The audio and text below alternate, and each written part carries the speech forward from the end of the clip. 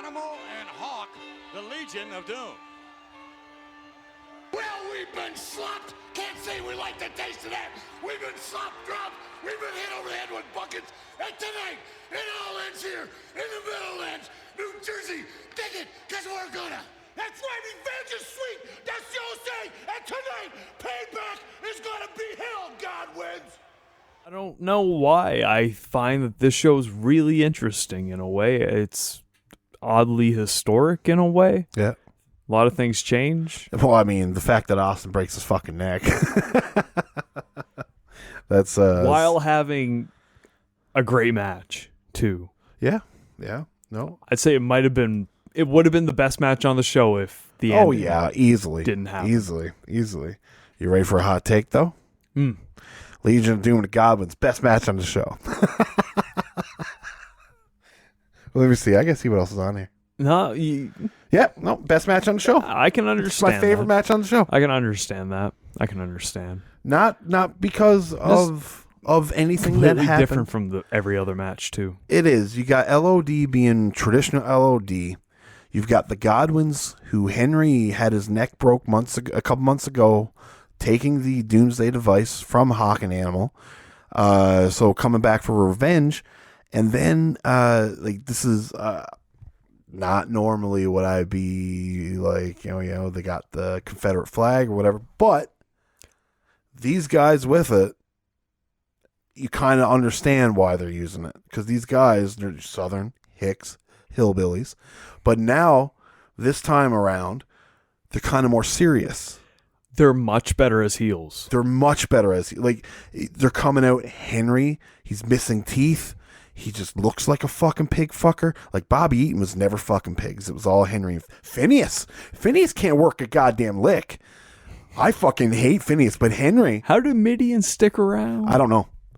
I have no idea. I'm assuming Henry left because of injuries.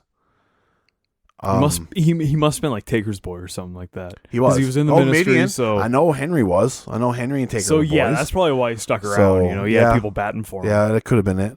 I mean, somebody didn't bat enough though for him to have fucking naked Midian as a gimmick. Fucking stupid. But I will say, instead of looking like cartoon characters, they kind of come off more like the cast of Deliverance. Yes, it's like a little especially bit with the music, because Yes. it's just the banjo now. It's Yeah. It's not the Hillbilly Jim song. It's much more goes serious. Hillbilly Jim, and I don't know how long it takes for Colonel Rob Parker to show up. When Colonel He's Rob never affiliated with Godwins. No? Never. No, he's Jeff Jarrett. Yes. He's Jeff Jarrett, Yes. yeah. So what would be the catalyst for them becoming Southern Comfort? Justice. Southern Justice. I believe Colonel Rob Parker would eventually leave the company, and then Jeff would get bodyguards, and the two bodyguards would be Southern Justice. Okay. Under their real names. Not Not Henry and Phineas. Phineas. Yeah, Phineas It'll Godwin. be Henry Godwin. Dennis and Mark. Yeah. Long cry from Pig and Hog. Mark Canterbury and Dennis Knight, I believe that. Oh, you're fucking right. That is it. You're goddamn right, though. That is their names. I've watched shooting interviews of them together. I watched the shoot interview with him too. Yeah, where the Phineas talks about being a chef and stuff. Phineas is a piece of shit. He just sounds like a piece of shit for everything I've ever heard him say. And then there's Henry Godwin here, fucking getting in a lethal car accident and managing to come out of it and everything like that, and just an admirable person. And Phineas just seems like a piece of shit. Pretty much. But I will say that the first thing I seen was when they first started, and Phineas starts running the ropes, and I cringed while he's running the ropes, and then all of a sudden, Mark runs the ropes, and it's just like, oh, you can fucking run them. Henry's a much better wrestler. Yeah. He was a singles wrestler in '95. Yeah. Before the Godwins even started. He was, but that big man, he's agile for a big dude. Yeah. He's quite agile, and when he runs the ropes, man, it's like those ropes are going to fucking bust. That was the reason why they signed him again back in 06, 07. They signed Henry Godwin? Yeah, but he got into that car accident, so I'm pretty sure he had to retire just due to injuries. Wow. I just assumed he retired in the 90s. I think he did, but I think he tried to make a comeback. They hired him for FCW or OVW, and he was going to be like a player coach. Okay. Yeah. Okay. Huh. Fair enough. But yeah, so LOD, though, they would attempt to hit a doomsday device on Henry. I immediately cringed. Me too. Phineas would break it up and eat a clothesline. Then Henry would hit a second rope assisted. Sorry. Henry would be hit by a second rope assisted spike pile driver. What were they called? Oh, what's the other name for it? Well, FTR would call it the Mind Breaker. The Mind Breaker. Yeah, but AEW. what's the actual name? Like the legit name? I don't know. Stuffed pile driver, Stuffed pile driver. isn't it? Yeah, I'm pretty sure that's what it is. Thank you for getting that out, because they said it on AEW last night, and I was trying to remember it. I'm pretty sure it's stuffed. And this would give LOD the win. So yeah, I mean, good match. Like I said, it's not like it was greatly worked. It was just fun. It was like watching a 1989-1990 WCW tag team match. Yeah. With the Doom with the and nasty, LOD. Doom and LOD, the Nasty Boys and the Steiners, Yeah. that kind of stuff. You know. It was just all around good fun, and I'd watch another match between these guys again. So, fuck it. Yeah, I would too. Too. Travis, it's pop quiz time. Okay. I won't hurt your ears this time, and I won't say the whole thing in One extreme ASMR. to another, huh? Yeah. I'm trying something out. You passive aggressive cunt. Did you call me a cunt? I did. I don't know why.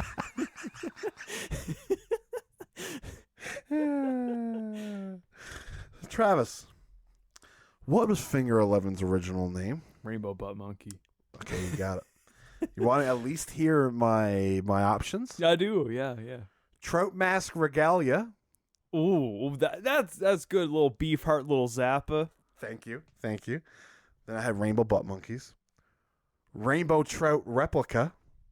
Oh yeah, Rainbow Trout. Yeah, Get it? I can see a pattern going on here. I was going to try to fuck you up. That's what I was going to do. And 11 Monkeys. Since we're on the topic of this, and I'll never be able to talk about it again. I was having beers with people back in high school once, and the topic of Finger 11's first band name came up, and I argued with this person all fucking night until I left. That no, the Finger 11 was not called the Butthole Surfers. Oh, that's not. They That's were a complete Rainbow band Butt altogether. Monkey. I was like, Yeah. dude, you ever hear the Butthole Surfers? That is not No, what Finger 11 is sounds not like. the Butthole Surfers. Like, come on. I had a Dumber and Dumber soundtrack with a song from the Butthole Surfers on it. They're not bad. Like, their Electric Larryland album is good from '96. But Sure.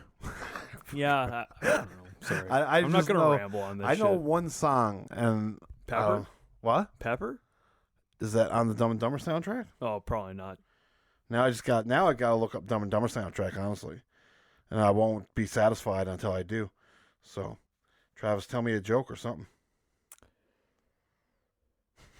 It's not a joke. That's just size.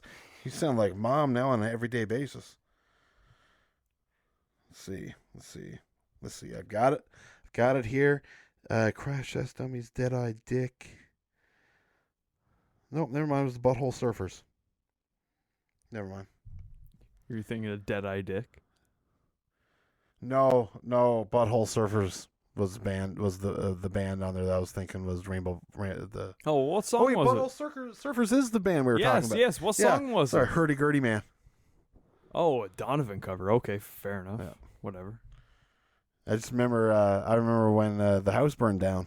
I was given a CD player on loan, which I didn't know it was on loan when I was given to me. It was a pretty shitty thing to do to a kid who just had his house burned down and everything he owned gone. Is to be like, here's a CD player for a couple of weeks. They're going to come back and get it though, and all the CDs that I'm giving you to listen to. Dumb and Dumber was one of them. Huddy guddy guddy guddy guddy guddy guddy man. There was the Dumb and Dumber soundtrack. There was an Ace's Base song or album. And that's all I remember from it. That's the only two I would even listen to, I think. Thrilling. Thrilling. Thrilling music. you're Thrilling listening indeed. to. I mean, yeah, well, it's not much better than the music I would get in my first Columbia House box. So, Sugar Ray, Savage Garden, Casey and JoJo. Fucking all my life. Anyways, Travis, you ready to give away $1 million? I don't have None of you motherfuckers are getting $1 million. That's not what I mean by that. I mean, the Toddster, who made his debut on the NXT TakeOver event. Him, Sonny, and Sable are going to attempt to give away $1 million. This includes phone calls. And if you ever seen a few years ago when Vince would try to do this again, he would call and call and call and call. And then get rickrolled. And get rickrolled. And just, he would never get a hold of anybody. And that is kind of what I thought was going to happen here. Everybody they would call, there would be no answer. At least they're on pay-per-view and they didn't really have time to go, you know what I mean? They weren't pressing for commercial breaks or anything like that. But throughout this whole thing, the Toddster, he's all about Sonny's tits. Yeah, well, she does no favors. Oh, she doesn't stop try to curve it by any means. But that's not the best part about this whole thing, in my opinion. The best part about this whole thing is the actual call itself. Okay? So let's take a listen as to what unfolds. Yeah, oh yeah, he's coming. Let me see who we're calling. Hello? Hello, is Michael home? Moment. Just a moment. He's coming. He's coming? Yeah, oh yeah, he's coming. Let me see who It's not we're the first time calling Sonny here. said that. Hello? Michael, Yes. this is Todd, Sonny, Sable. Michael. How We're you calling. doing, Are you baby? watching SummerSlam right now? Oh, no, sir, I'm not. Oh, well, guess what? What's that? It's all right. He's not It's all right. He's gonna be watching. I'm not. You got all the clues. My cable company don't carry it. Ah, your cable company needs a good kick in the. All right. That's all right. He can still win. You get a shot at $1 million. This sounds so deflated. That's all right. He can still win.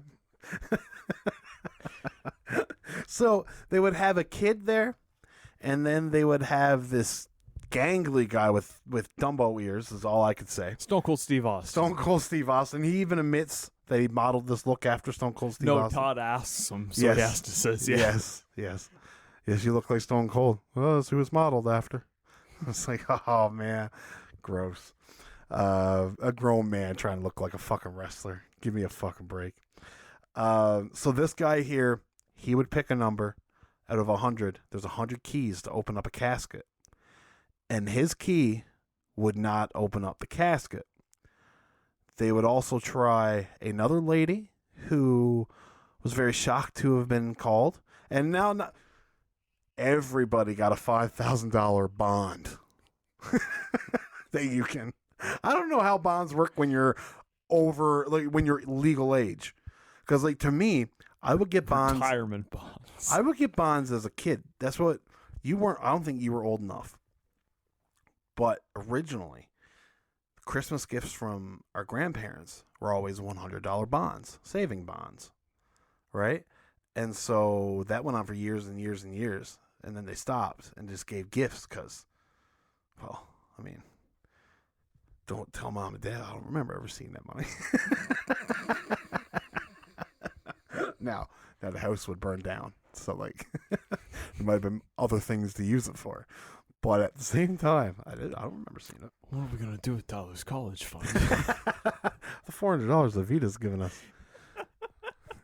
Could have gotten him to the College of North Atlantic. They knew I wasn't going to college.